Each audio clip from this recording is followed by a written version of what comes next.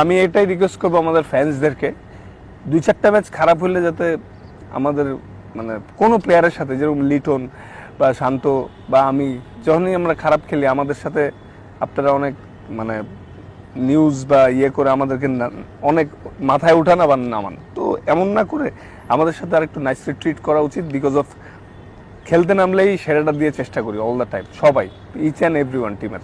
তো এই জন্য আসলে সেদিন আমার খুব খারাপ লাগছিল যে লিটন বাউন্ডারি লাইনে ফিল্ডিং করতে গেছে, ভুয়া ভুয়া করে চিল্লাচ্ছিল।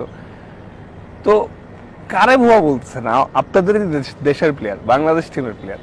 তো এই জিনিসটা আমি রিকোয়েস্ট করব যে হ্যাঁ, খারাপ খেললে আপনাদেরও খারাপ লাগে, তার চেয়ে বেশি খারাপ কিন্তু আমাদের লাগে। তো পাশে থাকার জন্য, যে রেজাল্ট যাই হোক, আমরা আমরা বাংলাদেশের জন্য হয়ে খেলতেছি, আপনাদের দেশ বাংলাদেশ। তো প্লিজ সবার পাশে থাকার জন্য সবাই খেলা দেখতে আসবেন সর্বপ্রথম, কারণ বাইরের দেশে যখন খেলতে যাই অনেক দেশি ক্রাউড হলে আমাদের ভালো লাগে যে বাংলাদেশি ফ্যান্সরা আসছে, আমাদের দেশি মানুষরা আসছে। তো আমি চাবো যে আপনারা সবাই খেলা দেখতে আসবেন এবং সাপোর্ট করবেন।